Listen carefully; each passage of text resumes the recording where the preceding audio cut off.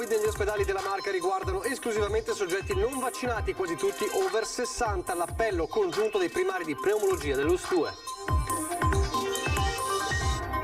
Stop alle mascherine all'aperto dal 28 giugno, questa è l'ultima parola del CTS, ora il governo mette nero su bianco la decisione, dice Zaia, resta aperto il fronte delle discoteche contrarie al Green Pass. Task Force contro la dipendenza dal gioco d'azzardo, l'associazione dei comuni presenta un regolamento che dovrà essere adottato da tutti, intanto con la pandemia si sono ridotti i casi di ludopatia. La ripresa è accompagnata da un aumento generale dei prezzi, colpa dei rincari delle materie prime. Il segretario della CISL Paglini invoca il ripristino dell'osservatorio camerale. È grave un ragazzo di 19 anni investito nel pomeriggio da un'auto a Colle Umberto mentre era in sella la sua bicicletta. L'incidente è poco lontano dal centro commerciale. Uno studente di 15 anni di Treviso insegue il ladro del suo monopattino e lo fa arrestare dai carabinieri. Il mezzo gli era appena stato regalato dai genitori per la promozione. Avviate dalla soprintendenza lavori di restauro della facciata e del salone di Palazzo Zuccareda a Treviso, sede del comando provinciale dei Carabinieri, sarà inserito nelle guide turistiche.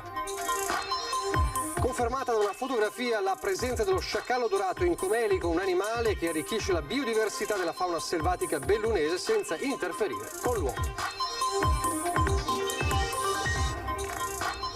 Telespettatori di Antena 3, buonasera e ben ritrovati. Il telegiornale di Treviso dunque in primo piano ancora l'emergenza Covid, o meglio i nuovi accessi delle persone, di pazienti per Covid che si registrano nella Marca e che riguardano esclusivamente soggetti non vaccinati e quasi tutti over 60. Di qui un appello forte da parte dei primari di pneumologia dell'ULSS 2 Marca Trevigiana. I malati Covid che purtroppo continuano ad arrivare, non posso non dire in questa sede, arrivano ovviamente solo i non vaccinati. Non vediamo più grandi anziani, ma vediamo persone relativamente giovani e per la maggioranza comprese tra i 50 e i 75. La pratica clinica negli ospedali trevigiani evidenzia un fenomeno sempre più netto che, se da un lato dimostra come la vaccinazione sia lo scudo principale contro il virus, dall'altro pone la questione dei non vaccinati, soprattutto tra quegli over 60 che l'ULSS 2 sta tentando di intercettare proprio in questi giorni per capirne le motivazioni, spesso indotte dai figli. Possono essere convinti dai figli o possono essere convinti da qualcun altro o da loro stessi, però è un dovere nostro, di tutti quanti, noi in prima linea, ma non solo noi, di tutti, che si combattano queste opinioni. E non sono opinioni numeri che arrivano dalle pneumologie della Marca, reparti che hanno fatto la differenza nelle 3 ondate della pandemia, cercando in tutti i modi di limitare gli accessi alle terapie intensive. Abbiamo avuto a Treviso 600 ricoveri Covid. Ecco, se facciamo il conto di una numerosità annuale di pazienti quindi normali, sono sicuramente meno di 600 in un anno. Una mole di lavoro impressionante cui si è fatto fronte con la collaborazione tra specialisti fin dal marzo 2020. Per fortuna le pneumologie venete sono un gruppo di colleghi ma anche un gruppo di amici soprattutto e avevamo proprio fame di conoscere tu cosa fai, tu cosa non fai, come ti comporti, come lo risolvi, cosa succede, cosa non succede, e quindi si passavano le serate a discutere, a confrontarsi per cercare di capire, di uniformare, di concordare ed era molto utile. Questa è la fotografia a cui segue l'appello dei primari. Noi esortiamo assolutamente la popolazione a sottoporsi a vaccinazione, perché è solo così che possiamo uscire da questa pandemia. Intanto c'è lo stop alle mascherine dal 28 giugno, è l'ultima parola del CTS, anche se non c'è ancora la decisione nero su bianco. La invoca il presidente del Veneto Luca Zaia, che dice anche non sarà e non deve essere soprattutto una festa di liberazione. Resta aperto il fronte delle discoteche. Una scelta che va nella direzione giusta, anche se questo non significa la festa della liberazione, perché il virus è ancora fra noi. Così il presidente del Veneto Luca Zaia commenta lo stop alle mascherine all'aperto arrivato dal Comitato Tecnico Scientifico, fatti salvi ovviamente i casi di potenziali assembramenti. Soluzione quella del CTS invocata nelle ultime settimane dallo stesso Zaia con i colleghi delle altre regioni. Ma attenzione, dice il governatore, il dispositivo dovrà essere sempre a portata di mano, da utilizzare in fila dalla spesa ai mezzi di trasporto. Zaia a questo punto chiede al governo di mettere nero su bianco la decisione e soprattutto la data del 28 giugno, insomma serve un provvedimento ad hoc. Governo che dal canto suo parla di responsabilità e fiducia con l'interrogativo delle varianti. Noi ci fidiamo degli italiani, fino ad oggi abbiamo fatto un grandissimo lavoro, abbiamo diminuito enormemente attraverso un'accurata campagna di vaccinazione che ci ha portato oggi ad avere 46 milioni di somministrazione e ben 16 milioni di persone che hanno concluso il ciclo vaccinale. Resta un ultimo fronte, quello delle discoteche, che ha assicurato il sottosegretario alla salute Andrea Costa riapriranno entro il 10 luglio, ma criterio per entrarci sarà con ogni probabilità il Green Pass. Ed è su questo che i titolari di locali da ballo non ci stanno. Il riferimento è soprattutto la movida, spesso incontrollata nei luoghi pubblici, come dimostrano i recenti fatti di Jesolo. Se io ho tutte le precauzioni e fuori dalla porta di casa mia c'è l'ammassamento di gente senza mascherine che ballano, cantano e si ubriacano, state a sentire, io non ci sto a questo gioco. Avete visto già prima passare in fascia il sondaggio di questa sera, lo abbiamo lanciato nel telegiornale del Veneto, in riferimento anche al servizio che abbiamo proposto proprio sul telegiornale del Veneto con il caso del Vaticano che chiede di fatto al governo di rivedere il DDL Zan. Quindi una nota importante, una presa di posizione molto importante, addirittura impugnando il concordato, non era mai accaduto formalmente prima. Allora il Vaticano dice fermate il DDL Zan, in sostanza è giusto secondo voi? 0422 162 6691 se per voi è sì, 0422 162 6690 se per voi è no, la chiamata come sempre è gratuita, non preoccupatevi se sentite il numero occupato, la vostra decisione, la vostra scelta viene comunque registrata nel momento stesso in cui scegliete una delle due opzioni. È un dibattito molto forte, molto acceso, sono registrate anche le prime reazioni dello stesso Zan che ha parlato di ingerenza di uno Stato estero e secondo appunto il Vaticano verrebbero violate alcune delle clausole importanti proprio del concordato, il rapporto diciamo tra Stato e Chiesa all'interno del nostro ordinamento. Quindi questo è il sondaggio, poi questa sera a Ring ne parleremo e avremo anche il risultato del sondaggio. Parliamo adesso di gioco d'azzardo, una vera e propria task force dei comuni dell'ULSS contro il gioco d'azzardo. L'associazione dei comuni presenta uno schema di regolamento che deve essere adottato da tutte quante le realtà comunali e serve a integrare la legge regionale. Sentiamo. Credo che il Covid abbia dimostrato che una riduzione delle opportunità di gioco sicuramente riduce la possibilità di perdere il controllo sul gioco. Il Covid ha chiuso le sale giochi, spento le macchinette nei bar e paradossalmente il fenomeno del gioco d'azzardo ha avuto una battuta d'arresto. Il gioco online ha subito un aumento del 12,5%, accogliendo però, spiega Marcello Mazzo, direttore del SERD di Treviso, soltanto i neofiti. Una parte di quei giocatori hanno trovato quelle opportunità lontane dal gioco per riacquistare libertà rispetto al gioco. Una parte probabilmente, io spero che sia una parte minima, ricadrà e una parte mi auguro possa trovare con quello che stiamo mettendo in piedi delle risposte adeguate rispetto al bisogno. Una nuova opportunità di cura attraverso un nuovo portale al sito www.indipendo.it, corsi di formazione, ambulatori specialistici e nuovi sportelli. Sono garantiti dal piano regionale gioco d'azzardo e saranno delle strutture fisiche diverse da quelle che sono normalmente le strutture fisiche sociosanitarie. Non solo cura ma anche regole e sanzioni per contrastare il fenomeno. Le distanze, gli orari sono cose molto concrete che servono per rendere più disagevole o impedire ad alcune tipologie di persone di accedere alle macchinette da gioco in determinati momenti. Saranno 9 le ore in cui sarà consentito praticare gioco d'azzardo contro le 18 previste dalla legge regionale 53, 400 i metri di distanza da sale giochi e luoghi sensibili come parchi e scuole. Chi sceglie di non installare le macchinette sarà premiato. Per cercare di dare dei premi che possono essere appunto minor tasse o altre tipologie di contributi per evitare e per fare in modo che ci siano meno macchinette possibili. Intanto su un altro fronte si avvicina lo stop al blocco degli sfratti che arriverà dal 1° di luglio. Dopo lo stop dovuto alla pandemia dal 1 luglio riprendono gli sfratti. Si riparte con l'esecuzione di quelli emessi prima del 28 febbraio 2020, mentre quelli scattati durante la pandemia verranno sbloccati in 2 tranche, al 30 settembre 2021 e 31 dicembre 2021. In prefettura a Treviso, dopo la costituzione del tavolo permanente sull'emergenza abitativa, la linea indicata dal prefetto Maria Rosaria Laganà è di assoluto rigore. Dall'analisi dei dati sappiamo che molto spesso capita che si aspettano i tempi, diciamo così, del rilascio forzoso con l'intervento della forza pubblica un po' senza darsi da fare per cercare magari di trovare una soluzione alternativa, anche quando ci sarebbero le condizioni e soprattutto quando si sa già che non ci sono le condizioni per un intervento pubblico.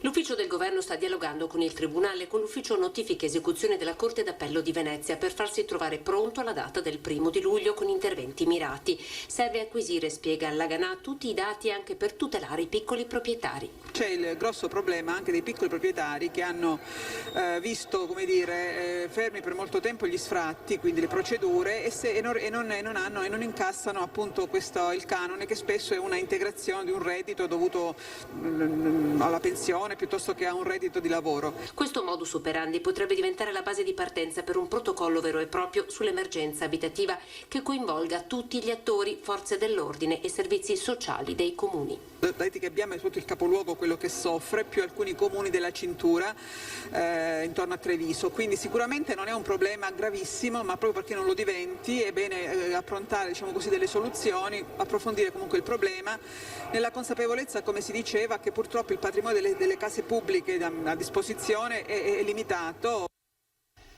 Intanto la ripresa, l'abbiamo raccontato anche in questi giorni, è accompagnata da un aumento generale dei prezzi dovuto al rincaro delle materie prime. Il segretario della CISL Paglini chiede il ripristino dell'osservatorio camerale dei prezzi. Anche noi abbiamo questa sensazione di aumenti molto indiscriminati di prezzi delle materie prime, probabilmente anche dovuti a domanda fortissima che viene dall'esterno, dall'estero.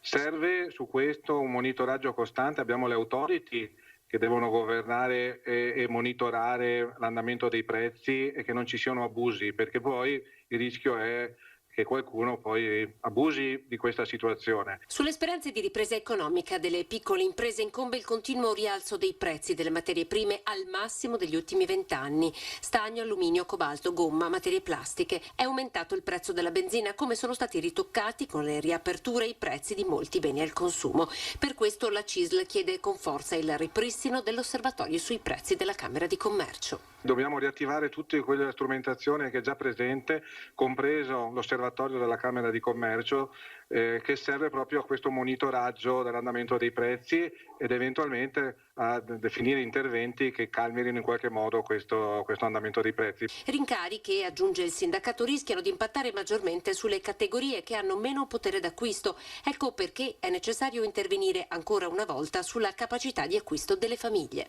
Noi riteniamo sia necessario rimettere al centro della discussione con le imprese, con le associazioni di categoria, il tema del recupero salariale, che deve passare anche attraverso una diversa incidenza della tassazione sul lavoro, ma non solo quello.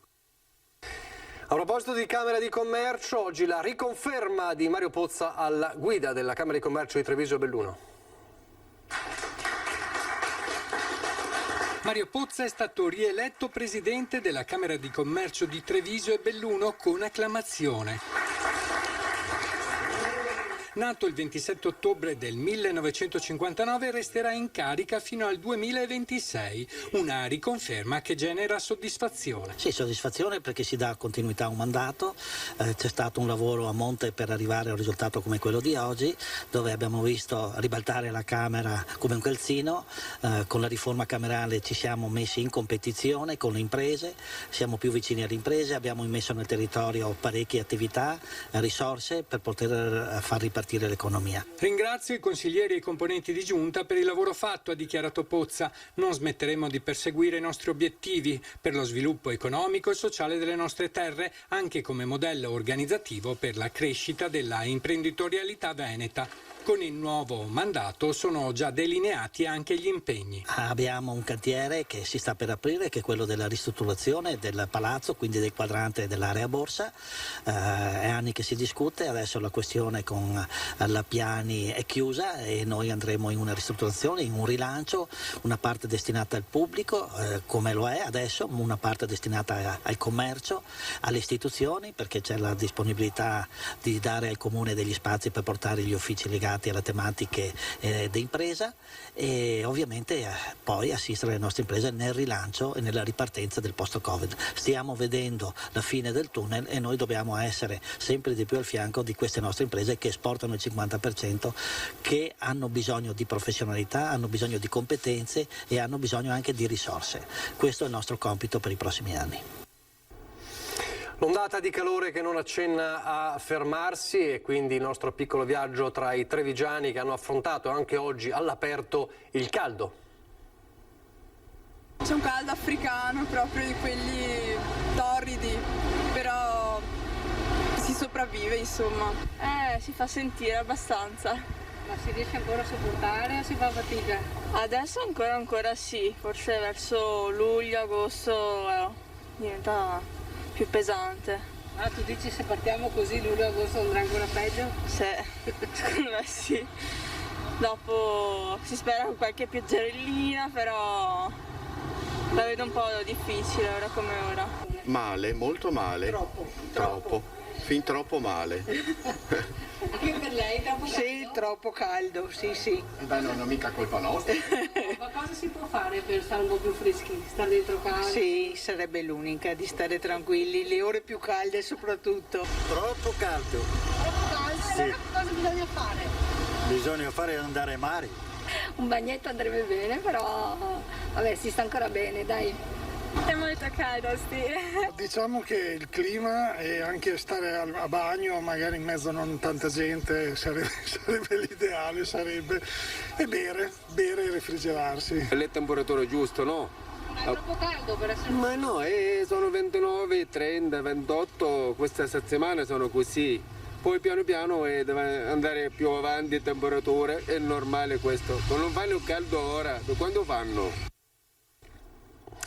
In effetti, adesso la cronaca è in gravi condizioni. Un ragazzo di 19 anni è rimasto coinvolto poco dopo le 18 di oggi pomeriggio in un incidente a Colle Umberto lungo il Menaret, nei pressi del centro commerciale della zona. Il giovane era in sella alla sua bicicletta quando all'altezza dell'incrocio con Via Adige è stato investito da un'auto condotta da una 47enne, anche lei della zona. Subito sono stati allertati i soccorsi. In pochi minuti è atterrato sul posto l'elisoccorso e su M118. Presenti anche un'ambulanza e la polizia locale che insieme ai carabinieri hanno cercato di gestire la viabilità. Il ragazzo ha riportato serie lesioni, la prognosi è riservata. Uno studente di 15 anni invece ha inseguito il ladro del suo monopattino, lo ha fatto arrestare dai carabinieri. Il mezzo gli era stato appena regalato dai genitori per la promozione.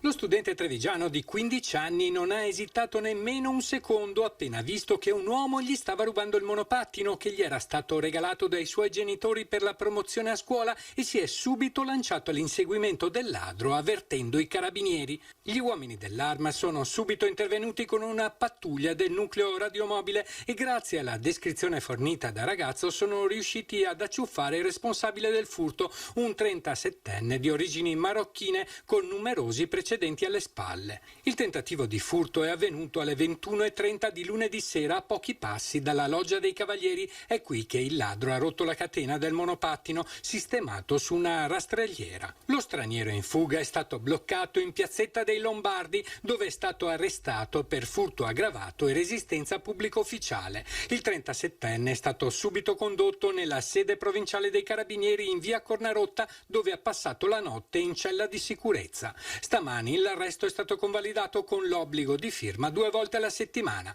I carabinieri hanno restituito al quindicenne il suo monopattino del valore di 500 euro.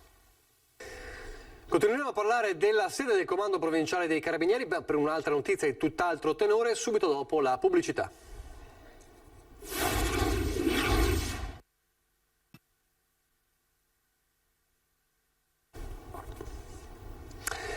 Eccoci in diretta, il telegiornale di Treviso. La soprintendenza ha iniziato in questi giorni i lavori di restauro della facciata esterna di Palazzo Zuccaredda a Treviso, sede del Comando Provinciale dei Carabinieri.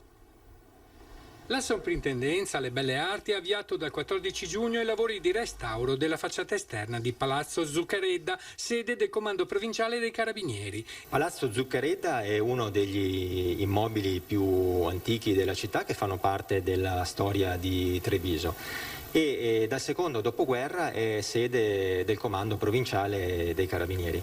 Abbiamo fortemente voluto i lavori di ristrutturazione del palazzo, innanzitutto perché è la nostra caserma, è la sede dove i carabinieri di Treviso prestano servizio, e poi perché Palazzo Zuccaredda è stato per generazioni punto di riferimento di trevigiani che hanno varcato la soglia della nostra caserma per chiedere risposta alle loro esigenze di sicurezza e di giustizia.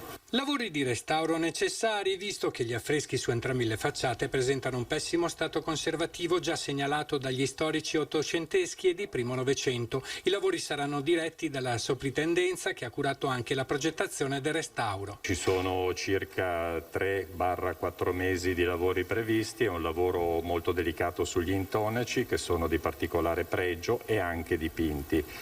I trevigiani avevano perso la memoria evidentemente dell'apparato decorativo a causa dell'inquinamento. In realtà c'è una bella storia di amore e psiche tratta dalla Metamorfosi di Ovidio.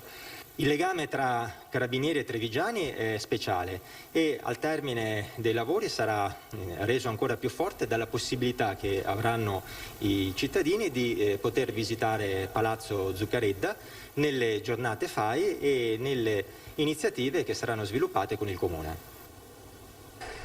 Restiamo a Treviso, si lavora di notte all'asfaltatura della Feltrina per ridurre i disagi al traffico. Stasera si replica, ma per l'estate sono diversi i cantieri in partenza.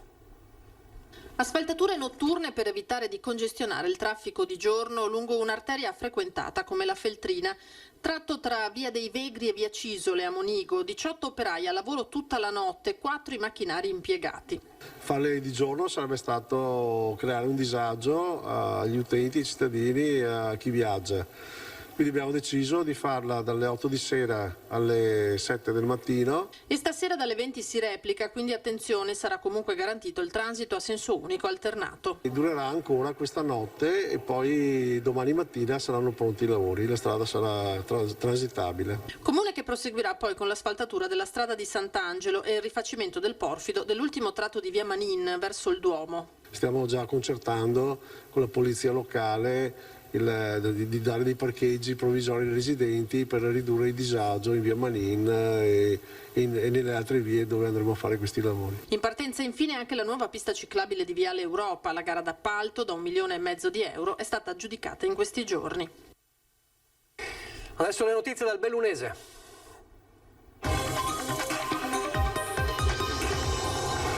Apriamo con una notizia che riguarda la questione ACC di Borgo Valbelluna, perché si è tenuto oggi un incontro tecnico di aggiornamento importante sulla situazione di ACC. Ovviamente c'erano gli esponenti della regione, ma anche il commissario straordinario Maurizio Castro, i vertici aziendali e i sindacati. Durante l'incontro è emerso che il sito di Borgo Valbelluna continuerà a produrre, seppure in quantità ridotte, volumi per i principali player mondiali dell'elettrodomestico per tutto il periodo estivo. Una notizia che rappresenta il risultato di un'azione corale svolta dal territorio, regione, azienda e sindacati, volta a mobilitare i principali clienti e fornitori italiani per garantire la continuità produttiva della realtà strategica. Queste previsioni produttive hanno imposto ovviamente un approfondimento di carattere tecnico sulle necessarie misure di sostegno al reddito in favore dei lavoratori e quindi è stata comunicata la data dell'incontro per l'espletamento dell'esame congiunto previsto per il prossimo 5 luglio presso il Ministero del Lavoro. Nuova tappa dunque il 5 di luglio dopo questo incontro tecnico. Intanto gli albergatori di Belluno guardano allo scenario dell'estate, ma non solo. siamo su un 60% per agosto e qualcosina in meno per luglio. A giugno siamo fermi ancora ai fine settimana, purtroppo. Fotografia delle prenotazioni estive nel Bellunese tracciata dal presidente di Federalberghi. Stagione iniziata tardi, in cui si fanno i conti tuttora con la neve in quota. Fronte positivo la tipologia delle presenze. Oltre alle presenze storiche da Germania, Olanda e Svizzera, tornano gli austriaci, latitanti lo scorso anno, ma si perdono i turisti inglesi. C'è già un bel numero di stranieri in Dolomiti, in zona dolomitica. Chiaro, ci stiamo perdendo purtroppo gli inglesi, perché è notizia fresca di questa mattina, quella dei 5 giorni di quarantena e tampone per chi arriva dall'Inghilterra. Se giugno riserva prenotazioni mordi e fuggi, luglio e agosto può contare su soggiorni più lunghi rispetto agli anni scorsi. Probabilmente l'italiano che faceva magari prima una settimana all'estero e poi una settimana in Italia, stavolta fa 10 giorni in Italia. Ma i nodi da sciogliere, e non solo di questa stagione estiva, riguardano il marketing, la valorizzazione, spiega De Cassani, intesa in termini globali, oltre all'accessibilità viabilistica, sottostimata rispetto alle esigenze del territorio bellunese. Uno dei grossi crucci della provincia di Belluno spesso è proprio quello delle infrastrutture viarie. Chiaro, per fortuna abbiamo questo grande evento che sono le Olimpiadi, che purtroppo il Covid ci ha fatto perdere 1 anno e mezzo da quel punto di vista. Per cui adesso siamo in una fase in cui ci tocca di nuovo correre. Correva anche lo sciacallo dorato quando è stato visto, è stato immortalato da alcune fotocellule, la conferma di una presenza di questo particolare animale in Comelico. Presenza confermata da una fototrappola, quella dello sciacallo dorato nel Comelico. Tutto è partito lo scorso autunno con la registrazione di vocalizzi di una famiglia di cuccioli. Ora la foto in pieno giorno, segno che non solo lo sciacallo si è riprodotto, ma che è rimasto nella zona dell'Alto Cadore. L'indagine che è stata fatta dalla Polizia Provinciale nell'aprile di quest'anno in Comelico, con il rinvenimento e l'accertamento di una riproduzione della specie in Comelico. La fototrappola era stata installata dalla provincia per monitorare il lupo, ma in una delle immagini che risalgono ad aprile è stato immortalato nei boschi del Comelico questo esemplare di sciacallo dorato, specie non nuova di incursioni in questa zona. Una specie di origine balcanica, della quale non abbiamo reperti paleontologici in provincia di Belluno. Il primo avvistamento documentato è stato nel 1984 a San Vito di Cadore. È stato trovato un esemplare morto da un guardiacaccia locale. Da allora ogni tanto ci sono stati delle segnalazioni, degli avvistamenti. Al momento non sappiamo se si tratti di un maschio o di una femmina. Certo è che la sua presenza, commenta il consigliere provinciale alla gestione faunistica, va ad arricchire la biodiversità in provincia. La specie generalmente non confligge con le attività dell'uomo, se non in maniera assolutamente marginale, perché utilizza soprattutto fauna selvatica ed è un forte consumatore di carcasse di animali morti, per cui è una specie che va a completare verso l'alto la piramide ecologica, dando anche stabilità all'intero ecosistema. I senatori Luca De Carlo di Fratelli d'Italia e Andrea Ferrazzi del Partito Democratico, ma poi anche Roberto Marcato della Lega, Fabio Chies di Forza Italia, sono questi gli ospiti stasera di Ring a partire dalle 21:15, tanti temi ovviamente sotto i riflettori. Parleremo anche del caso del DDL Zan contestato dal Vaticano, protagonista del nostro sondaggio che magari possiamo rivedere velocemente. Poi nella seconda parte, nell'ultima parte, una intervista del nostro vice direttore Ferdinando Avarino al direttore del TG2 Gennaro San Giuliano. Parleremo della Cina con il suo libro Il nuovo Mao, Xi Jinping e l'ascesa al potere nella Cina di oggi. Quindi il fattore Cina nella seconda parte di Ring, con questa intervista esclusiva al direttore del TG2. Vi lascio al meteo, arrivederci.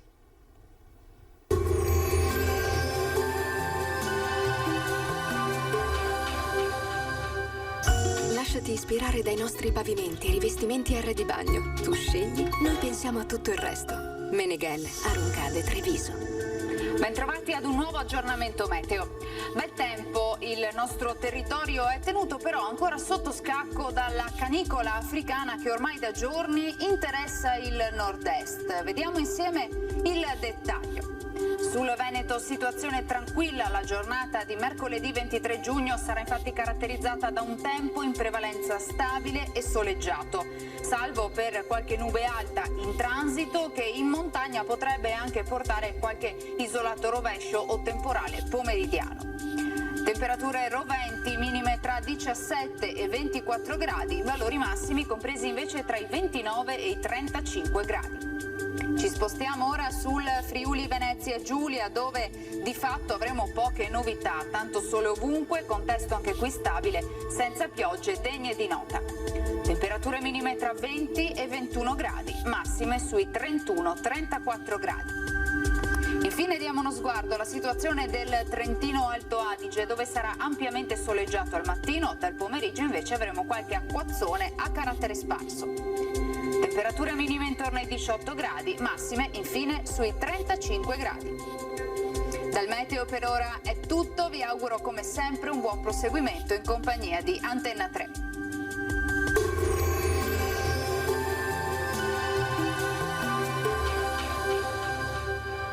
Lasciati ispirare dai nostri pavimenti e rivestimenti R di bagno. Tu scegli, noi pensiamo a tutto il resto. Meneghel, Aruncade, Treviso.